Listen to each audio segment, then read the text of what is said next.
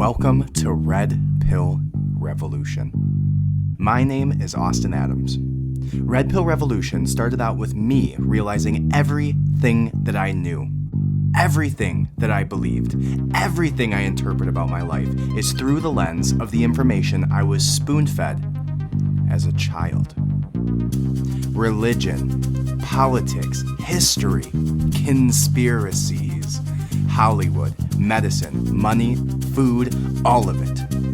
Everything we know was tactfully written to influence your decisions and your view on reality by those in power. Now, I'm on a mission to retrain and re-educate myself, to find the true reality of what is behind that curtain, and I'm taking your ass with me. Welcome to the revolution. Hello and welcome to Red Pill Revolution. My name is Austin Adams, and this is episode 5 of the Red Pill Revolution podcast. And this week we're going to talk about a really interesting ongoing legal battle, one that everybody is probably familiar with by this point, at least on the surface level. You've probably heard about it. You may not have listened to 12 hours of legal battles today like I have, but that's why you're here, getting caught up, right? So this is a pretty crazy intersection. Again, it definitely falls into a category that's, kind of shown the ass of our mainstream media. It's shown the ass of our politicians, and it's really shown how much the left-wing media is willing to go, or how far they're willing to go, to even just make a point. Even if that point means putting a 17-year-old kid away wrongfully for defending himself in a life-threatening situation. But more on that right after this. But before we do that, I need you to do this one little thing for me. I need you to like and subscribe to this channel. I need you to share this to whoever you know.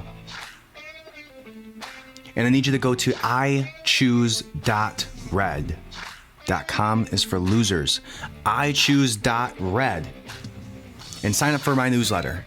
I'm going to be keeping you guys updated. I'm going to be pushing out all of the articles that I referenced there. I'm going to be putting out a weekly newsletter about the topics that we discuss, and it will keep you updated moving forward. I appreciate you guys so much.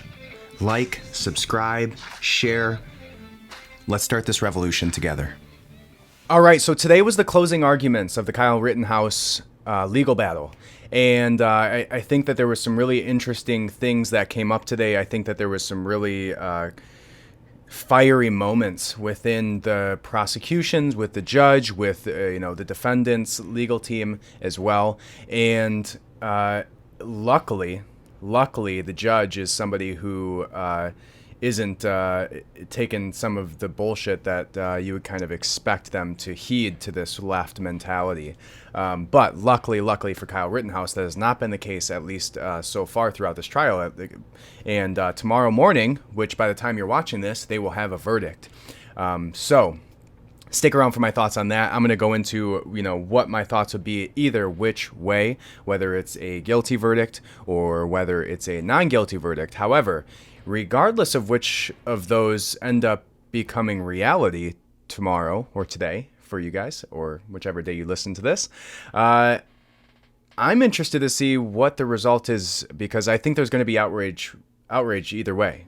I think, if he gets let off scot-free, if there's no charges whatsoever and everything's dropped, which at this point, the gun charges, which could have possibly been the only thing to rightfully stick in this case, were dropped in the actual closing arguments.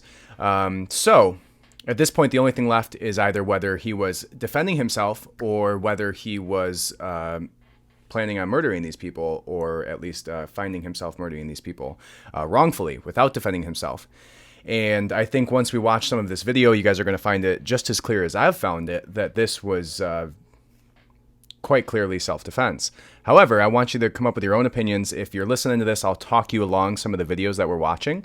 I'm going to take you guys through the step-by-step, second-by-second replay of what actually happened that night. Then we're going to get into some of the legal battles, some of the arguments that were made, some of the ridiculous things that were said, some of the terrible, atrocious things this prosecutor did, including pointing a rifle at everybody within the actual courtroom with his finger on the trigger. Shout out to Alec Baldwin. But let's go ahead and let's start with that second-to-second part here. So what we're going to be watching is, if you're on the YouTube or Rumble, is going to be the second-to-second breakdown of what happened that night, from the time that the first individual was shot to the time that the mob ran him down the street to chase after him while he was trying to go to the police, until the next two people were shot, including one who was admittedly within the court trial pointed a weapon at him prior to him being shot. So, let's go ahead and take a look. Armed citizens were out in the streets guarding local shops. A shirtless man throws what appears to be a plastic bag in the young man's direction. A second witness captures the same man running after him. Oh, they shoot. The shirtless man falls.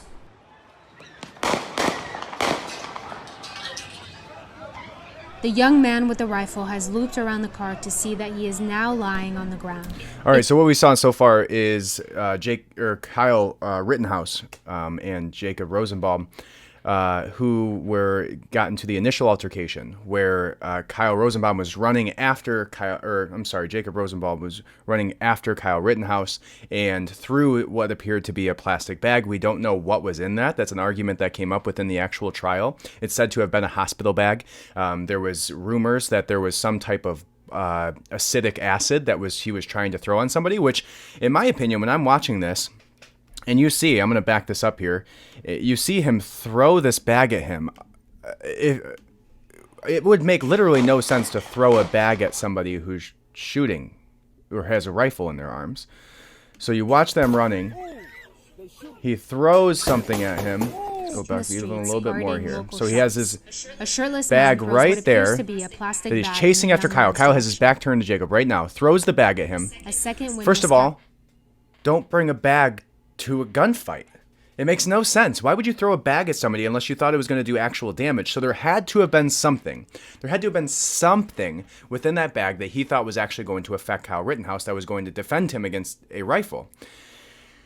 So why? Why was there this random bag? What was in that bag? There was actually photos that were taken that showed this bag had something in it that was quite a bit larger than any type of water bottle or anything like that. So the idea was that there was some type of acid in this bag. That's the rumor anyways. This wasn't founded within the courtroom. This was mentioned within the court proceedings. However, why would you throw that bag at somebody who has a rifle in their arms unless you think it's going to do actual damage to them, that's going to cause them enough harm to not turn around and shoot you?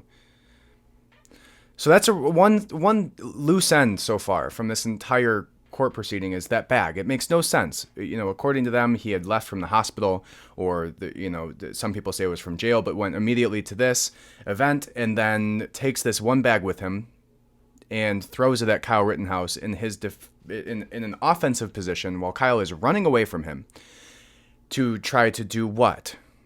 Right now, I don't know if that acid would have released from that bag. It makes no sense to me with this bag. This bag is really quite... If there's any legitimate question about in any of this case, the only real question is what the hell was in that bag? Because otherwise, unless it's acid or unless it's something that's really going to harm him, why would he do that? Why would he throw that in that position? Anyway, so he runs after him, running after Kyle Rittenhouse, throws a bag at him within this parking lot, continues to chase after him after the bag completely misses him. And then... captures the same man running after him. Goes to grab his rifle. So there's a better angle of this where he goes to grab Kyle's rifle, and as he lunges to Kyle, within probably 3 to 4 feet of Kyle turns around just in time and shoots him for the first time, and on the way down shoots him 3 more times, all within maybe 3/4 of a second. And so And obviously in that case, when you're in a position like that and you're being chased down by a mob, you're surrounded by people in a heightened state, right? In this mob mentality where people are burning down buildings and, lots of violence going on around you. Obviously emotions were heightened. He was running from this group, trying to get away from them. And this person is in an offensive position, chasing him and throwing stuff at him. Continues to chase him, knowing full well he has a rifle in his hand, and then lunges at him within 3 to 4 feet of him to try to grab his rifle. So, one down. Right after that, Kyle immediately seems to get on the phone. He gets on the phone. He calls what I would assume is probably the police, just judging by the fact that that's the immediate place that he went after this shooting happened.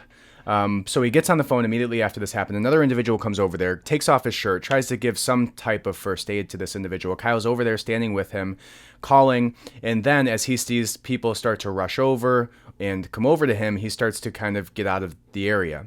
So, and then obviously we know that he was leaving that scene basically to run over and to see what he could find some police officers to tell them what had happened.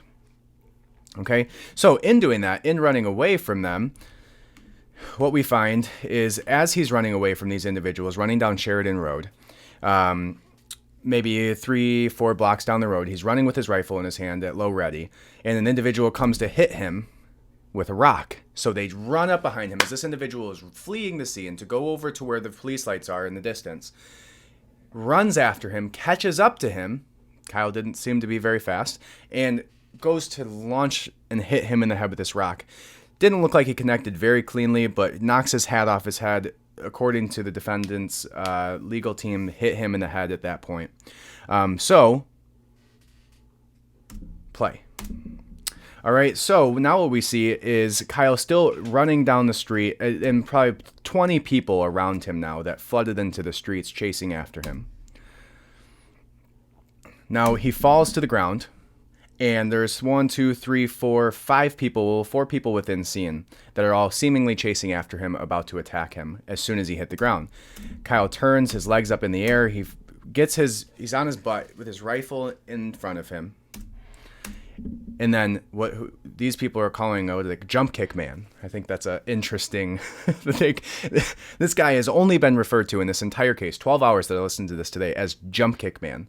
So somewhere on Twitter, there's a guy who has the Jump Kick Man Twitter handle, who's may or may not be this individual. But Jump Kick Man comes in, and as Kyle falls, he's pointing his rifle around. He gets kicked in the head, flying kick to this man's face, or to Kyle's face, while he's on the ground, knocks him over again.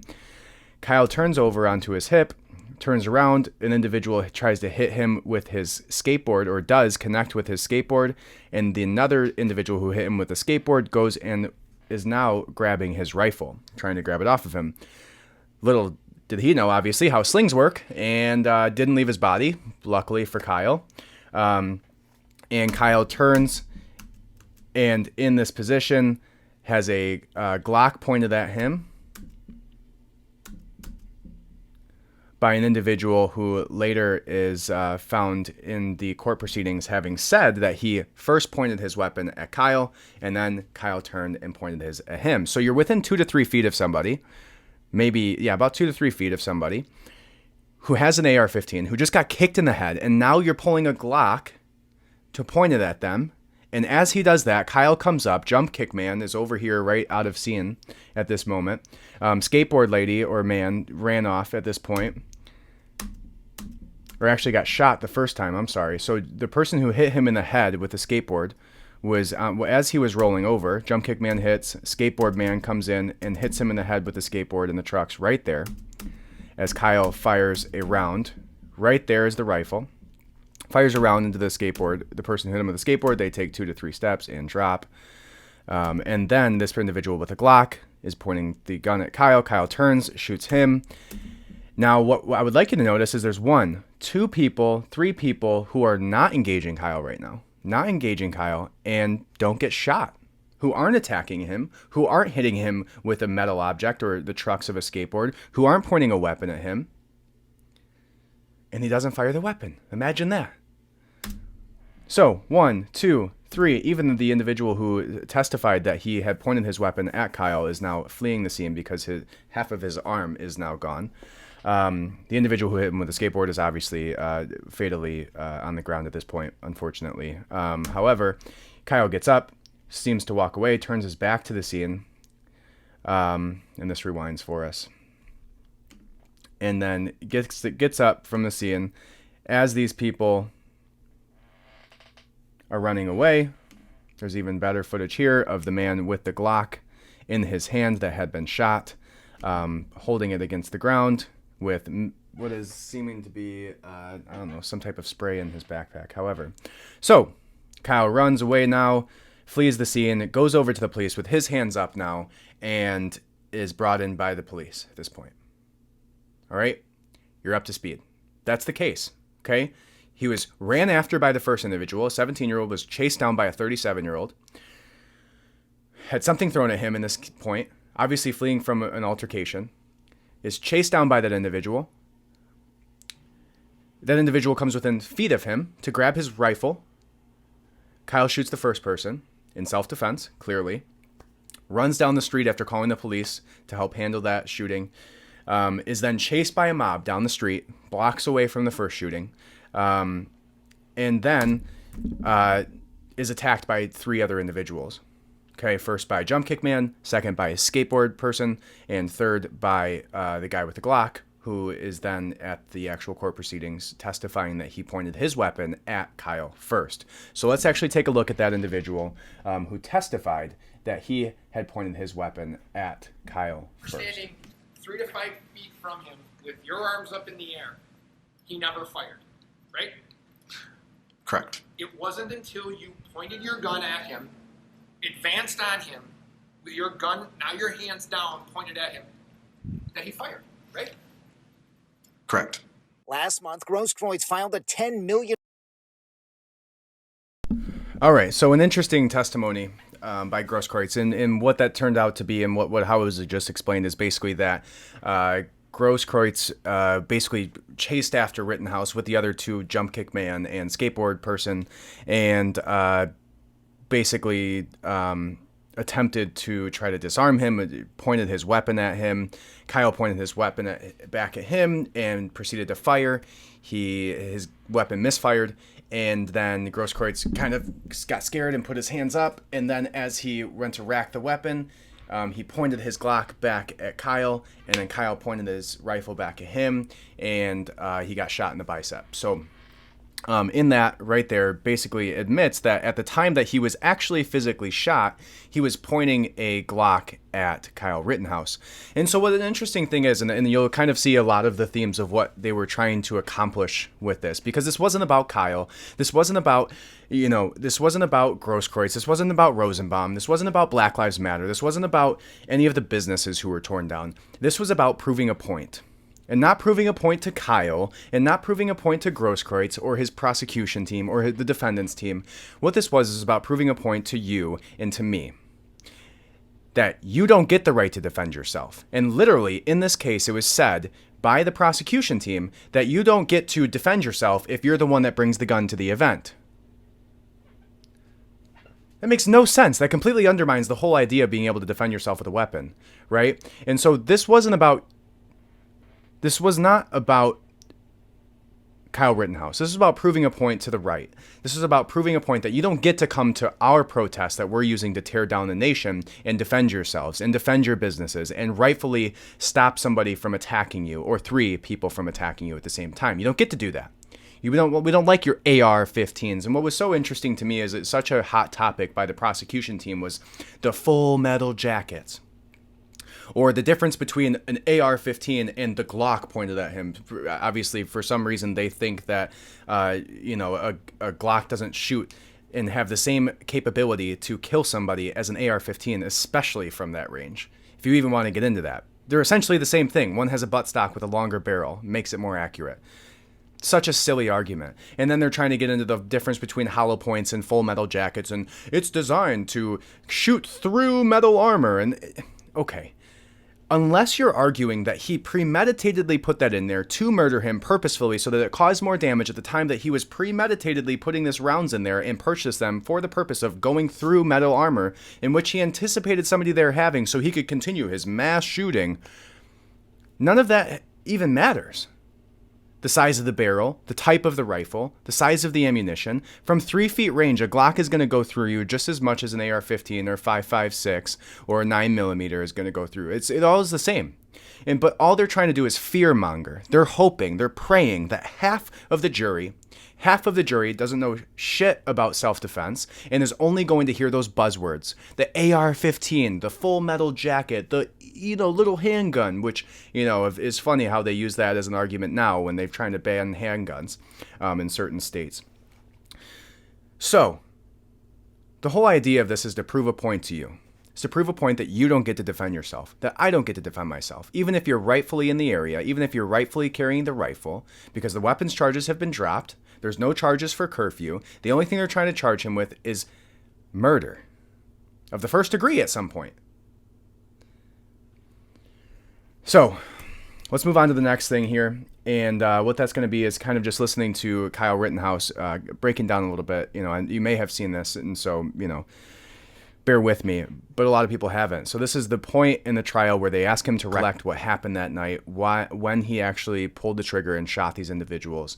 And Kyle, rightfully, if I shot somebody or 3 people in self-defense and was chased down by a mob and had to defend myself with my rifle, would absolutely have some form of PTSD, anxiety, and it would definitely present itself in a courtroom when I'm recollecting that in front of millions of people watching this case.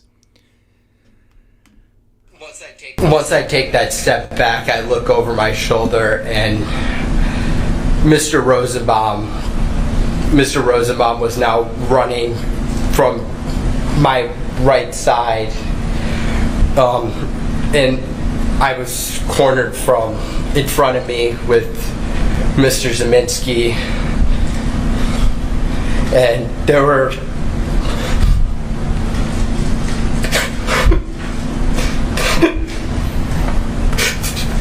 there were 3 people right there.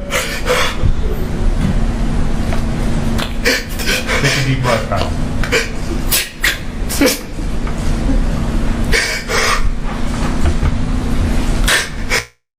No reason to watch much more of that. It's a young adult having a panic attack while recollecting something that gave him PTSD of him having to defend his own life. It's terrible. However, the single thing that pissed me off the most regarding this was, what some people want to talk about LeBron James and his tweet about, he must have ate some lemon heads before he walked in there. Meanwhile, he plays basketball, one of the biggest pussy sports behind soccer, and is known for playing basketball like he plays soccer. And there's many, many pictures of him out there making his millions, crying on the court over a trophy or over not getting enough playing time or over somebody hitting him on accidentally with an elbow. Not that he shot somebody and had to defend himself in a life-threatening situation against a bunch of people who are older than him, in a situation with hostile environments and emotions risen, with hundreds of people running down the street after him. And yet he wants to make fun of a 17-year-old kid who had to defend his own life and is now sitting on trial trying to make sure he doesn't go to prison for rightfully defending himself because the woke fucking left media wants to come after him to prove a point about guns.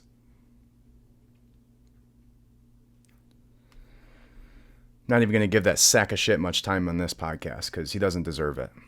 It's crazy. Crazy that he felt like he had the right. How old is he? 35 years old? 40 years old at this point? And he wants to go after a 17-year-old who's in one of the most difficult situations you could ever find yourself in.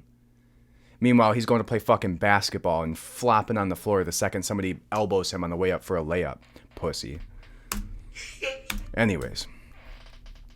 So one of the things that came up within the last few days, Kyle Rittenhouse's mom went on to Fox News and spoke about how the unfair framing by our president regarding her son being a white supremacist. He came out and said that Kyle Rittenhouse was a white supremacist. They called him a vigilante, saying he wasn't right to be able to do that.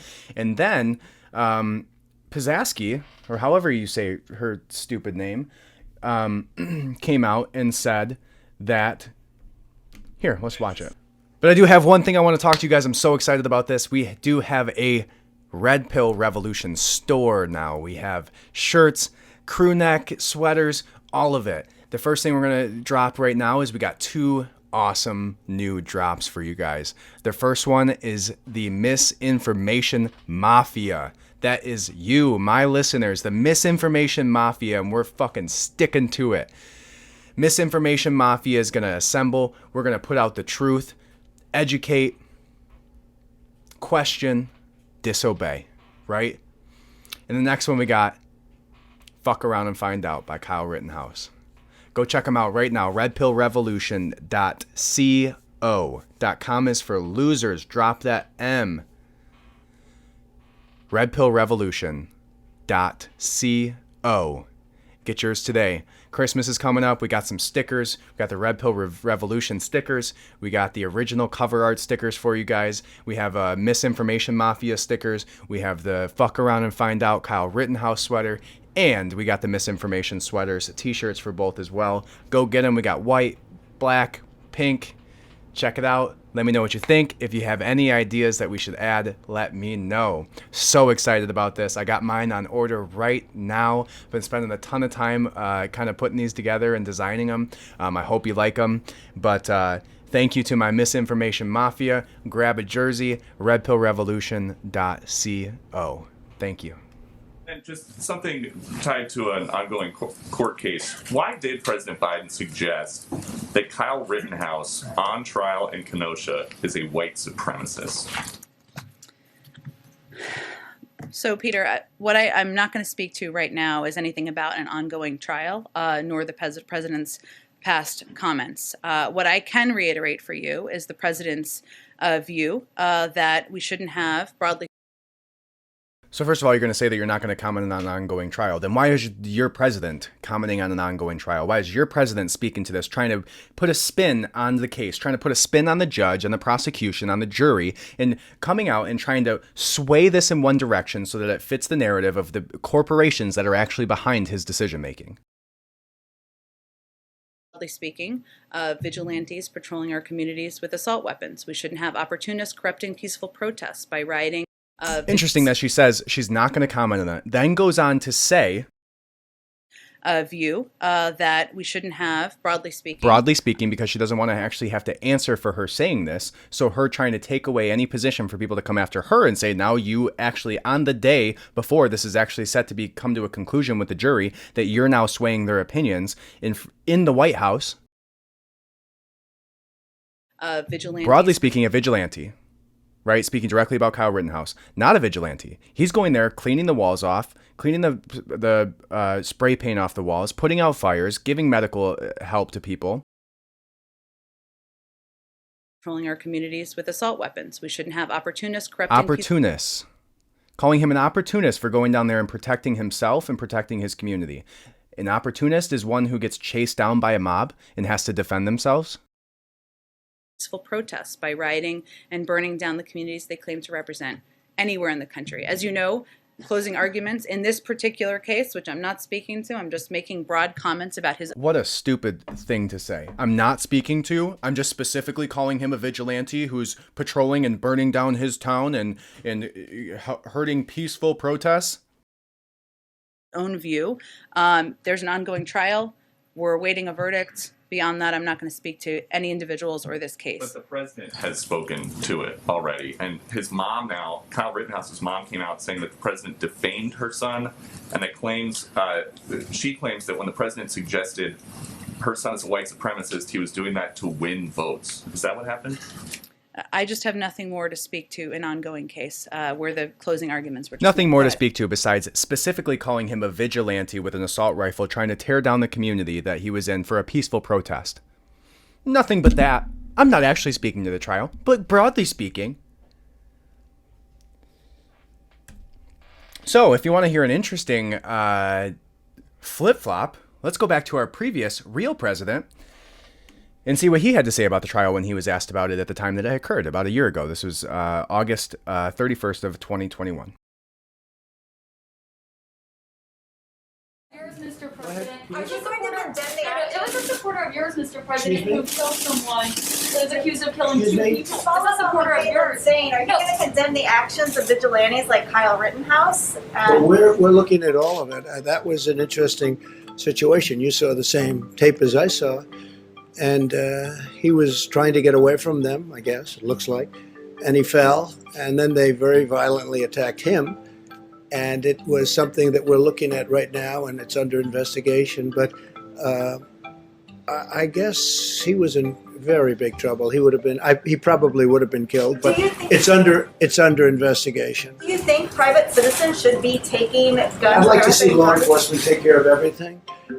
I think everything should be taken care of, law enforcement. But again, we have to give our cops back, our police back their dignity. And so you see, he calls it like it is. He calls it like it was. He's not trying to spin this narrative for anything. He's not trying to put this kid in jail to make a point to the rest of the public regarding his political or corporation's belief systems. He's trying to give a fair opinion, which was that he's defending himself. He's being chased down and violently attacked by several individuals and defending himself rightfully. Very simple. And that's all the president should have done in this case. Or just keep your fucking mouth shut. Nobody needs your opinion. And you definitely don't need the press secretary sitting there and spinning the narrative a single day, before they're about to come to a conclusion by the jury. Calling him a vigilante, assault weapons, burning down the city from peaceful protests.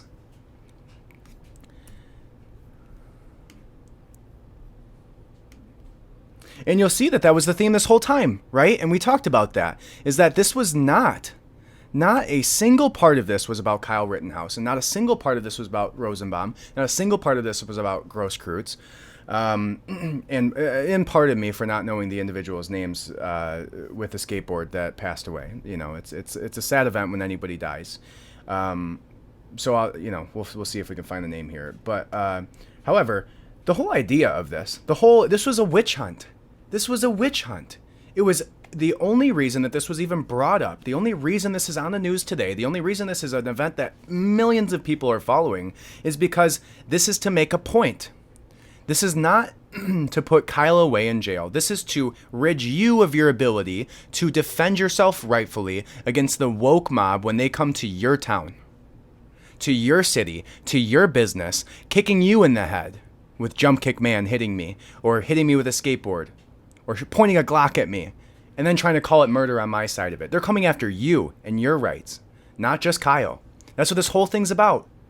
The whole entire show. And you'll see that from the very beginning. And where it all started was them trying to spin him into a white supremacist, trying to spin him into being a Black Lives Matter hating, protest hating vigilante burning down the town. So let's look at some of those clips. There's some really interesting spots where these where they come in and talk about this. So let's see if we can get some of these. Kenosha shooter, Kyle Rittenhouse, he murdered 2 people, by the way. Rittenhouse is basically what you would have had in a school shooter. He's a 17-year-old kid. He shouldn't have had a gun. He crossed state lines to supposedly protect property. No, he was going out to shoot people. Kyle Rittenhouse, the 17-year-old vigilante. Kyle Rittenhouse, a vigilante. Kyle Rittenhouse, the armed teenage vigilante. A 17-year-old vigilante, arguably a domestic terrorist, picked up a rifle, drove to a different state to shoot people. Kyle Rittenhouse, a guy who's deeply racist, went with weapons to a Black Lives Matter protest looking to get in trouble. He did. He murdered a couple of people. Rittenhouse, the multimedia the 17-year-old kid, just running around, shooting and killing protesters. You see this. Kyle Rittenhouse, a deeply racist individual, he just said. With no grounds, no founded reasoning behind him being a white supremacist. Not a single thing was brought up through the entire case. And mind you, all 3 of the people who were shot looked just like me. They were black. This wasn't about Black Lives Matter. This wasn't about, and that's where their whole case fell apart. They tried to shift this whole narrative into him being a white supremacist, into him hating black people, into him being a racist. And that being the whole reason he pulled the trigger on these 3 white men who chased after him. Makes no sense. And they go after this kid, these 50-year-old adults, going after a 17-year-old who could very easily be their child, trying to put him away, trying to trial by news for defending himself rightfully, just so they can spin the narrative, so they can come after you. I'll tell you what, if tomorrow, if the jury comes to the decision that he somehow shot these people not out of self-defense and they make that mistake, but if he gets off like he should, and he should, Kyle Rittenhouse should have fucking Elon Musk money after the way that all these pieces of shit in the mainstream media went after him, calling him a racist, calling him a terrorist, calling him a school shooter personality, calling him a deeply racist. All of these unfounded claims that are completely disparaging to his character. Don't even mind the fact that this 17-year-old now has to deal with this in his own life, that he had to go through this and defend himself in this way and take the lives of these men. But also that he now has attached to his name deeply racist, MAGA-loving, terrorist school shooter. All unfounded claims. Rittenhouse better have some Elon Musk money. The day after tomorrow, if I'm Rittenhouse and I'm his lawyers, we're going to fucking work on Young Turks, on MSNBC, on CNN, on NBC, on every single one of these garbage reporters who gave unfounded claims regarding his character. And I will be so happy to see Kyle Rittenhouse driving down the street in a Lamborghini with his AR-15 sitting passenger seat belted next to him,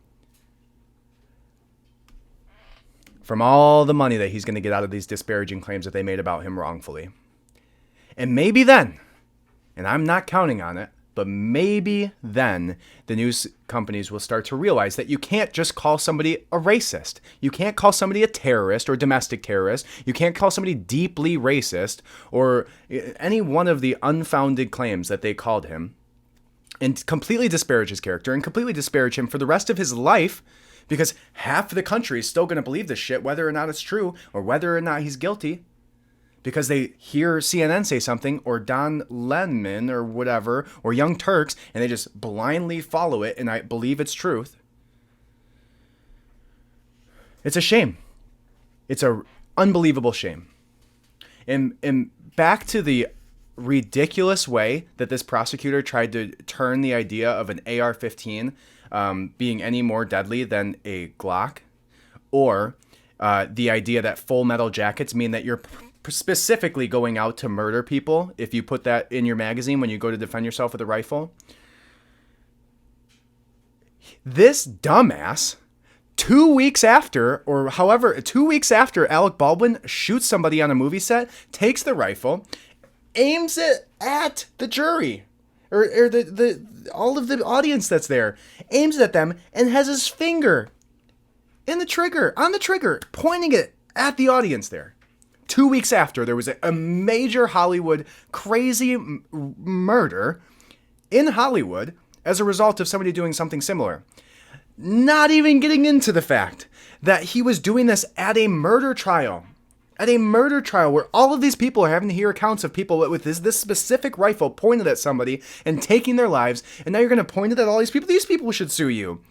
100%. You're sitting there saying that it's illegal to point a weapon at somebody. They would sit there and argue that if Kyle Rittenhouse had no ammunition in his rifle and he pointed it at any one of those people, they still would have been taking him to court. So the fact that this guy, this dumb clown of a prosecutor who should not have taken this case in the first place, that he should be completely disbarred for taking this in the first place even. But the fact that he takes that rifle and points it at the crowd, at the audience with his finger in the trigger well. Unbelievable. And he wants to sit there and talk about gun safety. Kyle Rittenhouse, if you go to any of the footage that he has his finger outside of the trigger well. Proper gun mechanics at 17 years old. And this guy's prosecuting people under the law, talking about weapons like he knows what the fuck he's talking about, and then takes a rifle and points it at the audience and has his finger on the trigger. It's unbelievable. Here, let's look at it. And then raises his left hand to the gun and points. This is what we see in the video. Him putting the fire extinguisher on the ground and then raising the gun. Your Honor, I'm going to object. He's facing the wrong direction. That's an argument. Okay. It's unbelievable. The same guy who's sitting there trying to argue about the deadly force use necessary in an altercation, or the amount of stopping power within a rifle compared to a Glock, or the difference between full metal jackets and any other type of ammunition, is sitting there pointing a rifle at the entire audience while doing so, with his finger on the trigger. And if that doesn't show you how much of a clown that this prosecutor is, nothing will. Well, maybe a few things, because there's some crazier shit even more than that, which we'll get to in a second. One of which being this right here, where he accuses Kyle Rittenhouse of playing Call of Duty. So that must mean that you premeditatedly murder people who come after you. So let's watch that. Hang out with Dominic Black, you'd play Call of Duty and other first-person shooter video games? Sometimes.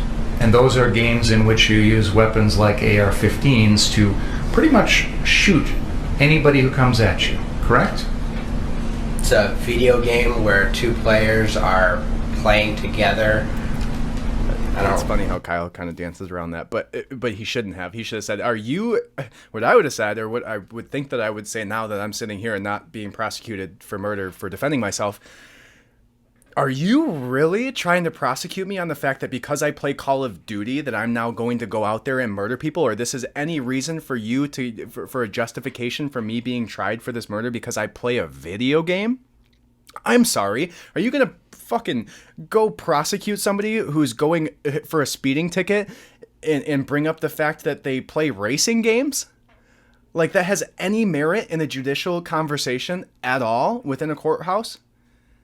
It's like we're in 2003 when Grand Theft Auto came out and everybody was going fucking crazy because, if you're fucking strippers and prostitutes and shooting people and punching grandmas in the street, you're just going to end up The fact that this argument was used by this prosecutor just adds to the joke that it is, that he is. And I still stand by the fact that if you understand how law works, he has to decide to take on this case.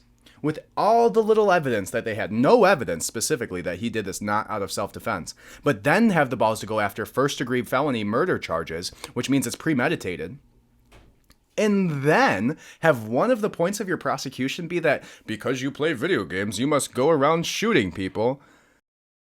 Really understand the meaning of your question, to be honest. Isn't one of the things people do in these video games try and kill everyone else with your guns?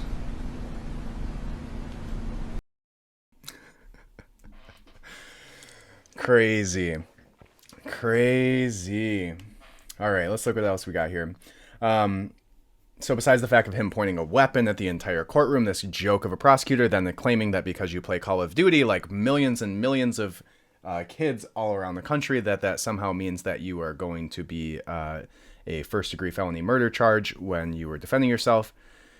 It's all ridiculous. So here's some of the... it's a little bit too long. So here, let's look at some of this here. We have a couple clips that I find interesting from this, and then we'll move on to a little bit of a different topic here. But this is, let's. Sometimes you get in a scuffle, and maybe you do get hurt a little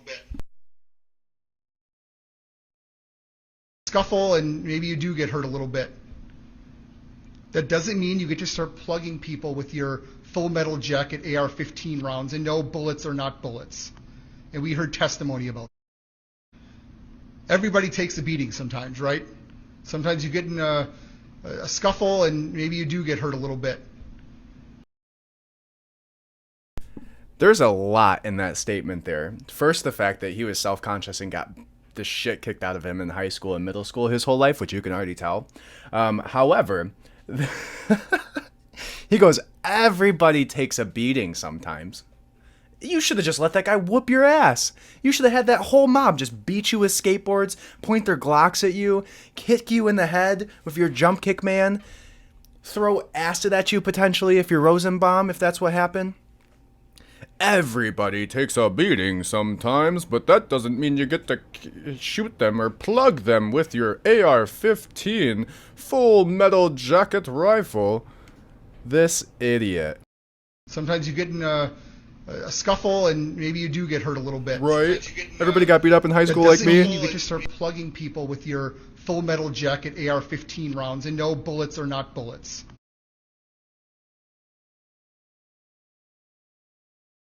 And so what his argument there is, just get your ass beat by a bunch of grown men chasing after you in a mob mentality during a very violent protest. Just get your ass beat, man. You might not die. You might. You very well might if you're a 17-year-old fighting a bunch of grown-ass men with skateboards and their own Glock in their hip holster. Everybody gets their ass beat sometimes. Don't defend yourself. Under that idea, and the fact that this guy should be disbarred because of that statement, just the fact that everybody gets a beating every now and then. No, they don't. If you go to a protest, you have dozens of people chasing you, 3 or 4 attacking you at the same time. Just take it. Just get your ass beat. And who knows if they're going to stomp in your fucking head on the curb until you can't breathe anymore, and now your family's mourning your loss. Fuck that. That's crazy. And then you see how he tries to go after the ridiculous argument and how their whole argument is just based around the gun. Their whole argument is just using buzzwords like AR-15, like assault rifle, like full metal jacket, like the fact that he had body armor in his back of his car. Like that changes any of the situation, whether or not it was self-defense or not. You do get hurt a little bit. That doesn't mean you get to start plugging people with your full metal jacket AR-15 rounds and no, bullets are not bullets. And we heard testimony about that.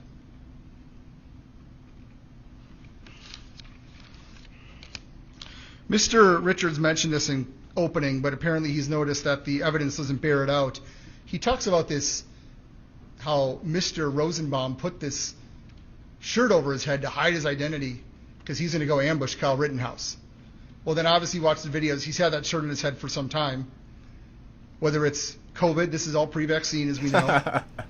Whether it's... That's my favorite, is he just assumes that he's wraps a shirt around his face at a protest in an attempt to stop COVID.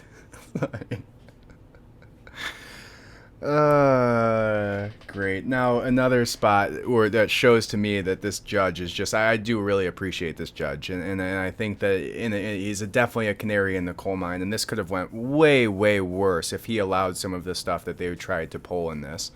So my commendations to this judge. He did a very good job at holding the peace. He is not holding the spotlight himself, especially after all the scrutiny that he got for God Bless America being his ringtone. God forbid that you like your country and also want to uphold the Constitution. You will pay. This is in his closing statements to the jury, where he goes and tells them basically, don't go watch anything, don't read news, don't watch social media, don't talk to people, don't take phone calls, don't do any of that. Just come here tomorrow, 9 a.m., and let's get a verdict. And also, by the way, don't listen to presidents who try to sway your opinion. Don't listen to White House press secretaries who try to call this man a vigilante burning down his city over peaceful protests. Don't listen to them, because they shouldn't be fucking talking in the first place. And if they are going to talk on it, they should talk on what they saw, which is that this was a man defending himself rightfully under our constitutional rights, like you and I and everybody else has. But they don't want you to think that you can defend yourself this way. They want you to, according to this prosecutor, they want you to just take the beating when you have a mob running after you for no reason. So here's him talking about the presidents speaking on this and not to take that into consideration. No heed to the opinions of anyone, even the President of the United States or the President before him. The founders of our country gave you, and you alone, the power and the duty to decide this case. And I wonder if there's any time in history where there's been a sitting president that needed to be told, or a jury that needed to be told to not listen to the sitting president trying to sway the opinions of the jury in Kenosha regarding a singular case of self-defense. Find me any single case study of any judge sitting there saying, don't listen to the president speaking on this because they fucking shouldn't be speaking on it. You know, the people who are literally upholding the institution of our country. Don't listen to them because they're trying to sway your opinion in one way or another regarding this case when they shouldn't be. It's unbelievable that that has to be said. Unbelievable that that has to be said. And it's crazy to me that Pizzasky comes out and not only tries to take away any blame from it by saying, generally speaking, we don't think vigilantes, there's one buzzword, with assault weapons, two buzzwords, should be going around for and trying to attack people or whatever she said. For peaceful protesters, three buzzwords. All she's trying to do is sway the opinion. And she says, generally speaking, regarding this specific topic and this individual and this case.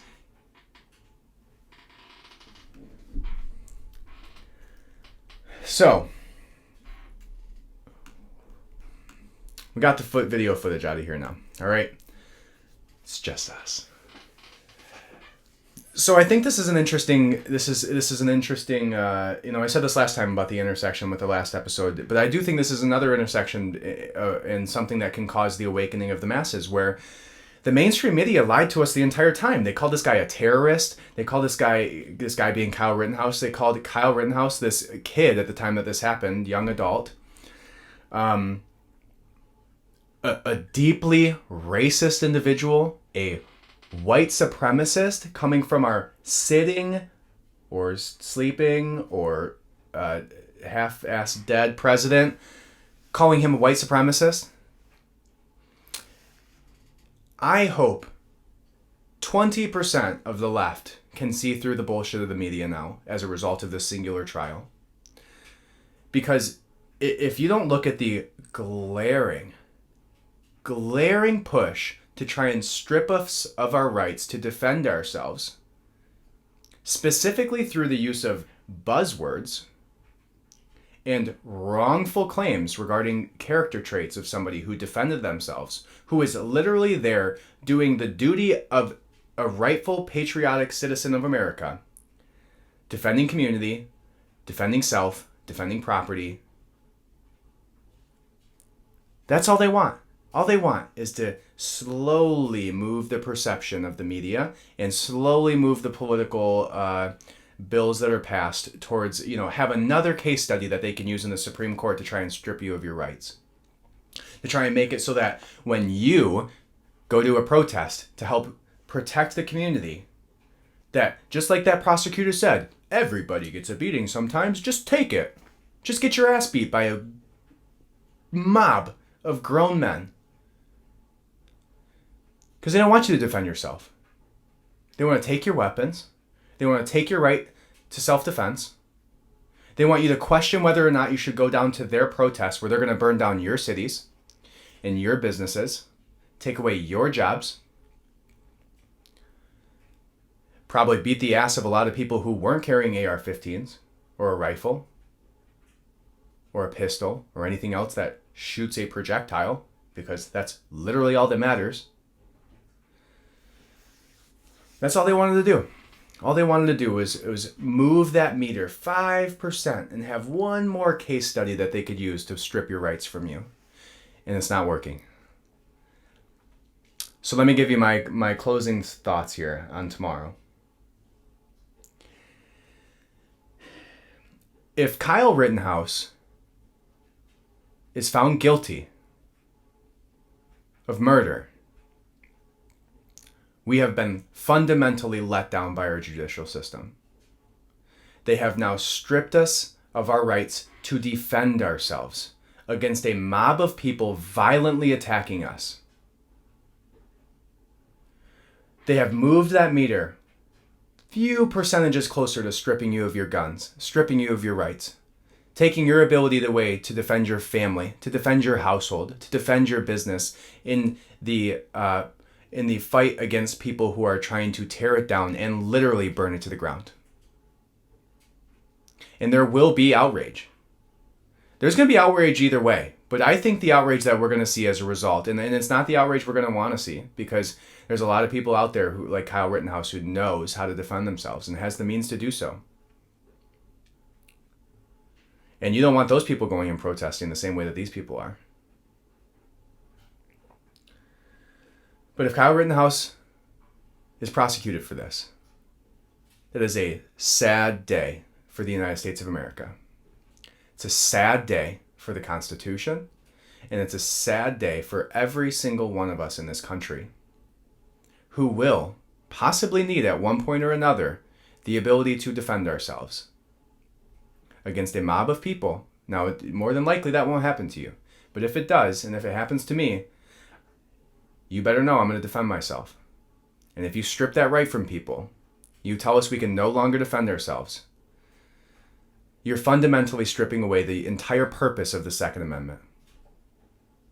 You're entirely stripping us of the actual reason it was passed, right? The actual reason we have the right to bear arms, the actual reason we have the rights to defend ourselves.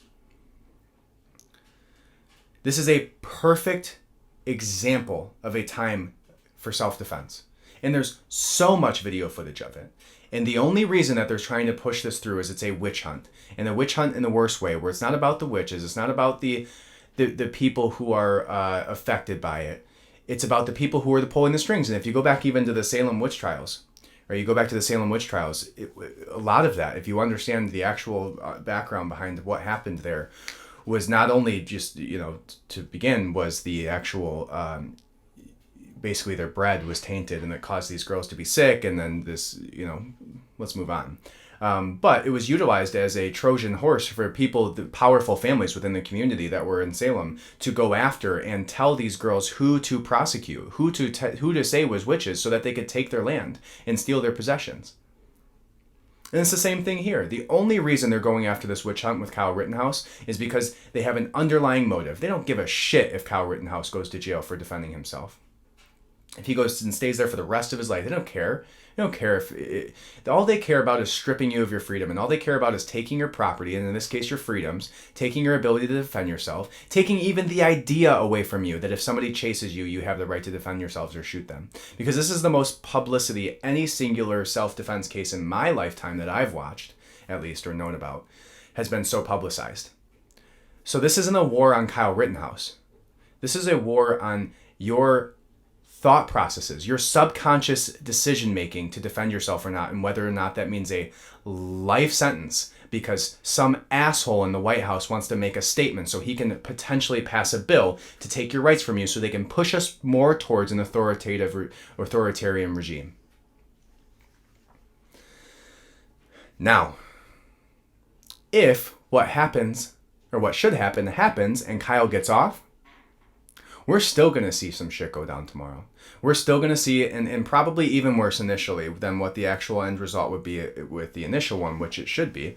But you're going to see massive protests. You're going to see Black Lives Matter. You're going to see CIA operatives input into these protests to try and start violent altercations with people. You're going to see buildings burning. You're going to see corporations burnt down. You're going to see Nike and all these people condoning these acts and condoning these violent protesters for going out there and responding to this kid who defended himself against a mob. A mob of people who would have taken his life if he didn't take theirs first. And I'm glad that he did. And even if he goes to jail and spends however many years that he would as a result of that, it's much better than him not being in that position. And I'd take going to jail for however many years, rightfully defending myself and wrongfully being accused of murder, than I would not coming home to my children or not coming home to my family at night. So either way, it's a win. However, if he's let free, it's going to be a wild ride. And he should be let free. And hopefully there's some people there on the right side of things who are going to defend property and who are going to defend people or defend their own self against people who are attacking them again. because we cannot let them win. Because letting them win is what the whole idea behind what they're doing is trying to push your subconscious decision making from the massive scale that this is on. Push your subconscious decision making into thinking that you no longer have the right to defend yourself. Even if a mob of people comes after you, just like that prosecutor said, everybody gets their ass beat every now and then. Just see what happens. Maybe he won't pull that Glock out of his hip and aim it at you and put it to your head and pull the trigger. Maybe he won't continuously beat you with a skateboard. Maybe he won't jump kick man, won't kick you over and over again the second he knocks you out. Maybe he won't. Fuck that. Defend yourself. Whether he's guilty, he's not guilty. Whether he's found guilty by the jury or he's found not guilty. Defend yourself, defend your right. Draw the line in the sand. Don't let them win, because this is all about subconscious decision making. This is all about pushing the needle a little bit towards, so the next time they send their CIA operatives out to turn a mass protest into a violent protest, the second they start burning buildings down, they don't want you thinking you can go there and stop it. Regardless of what happens tomorrow, you can. Put those Full Metal Jacket rounds in that 30-round magazine. Put that in your AR. Chamber a round. And bring it with you, because that's your right. And it will continue to be your right, regardless of what the decision is. Welcome to the revolution.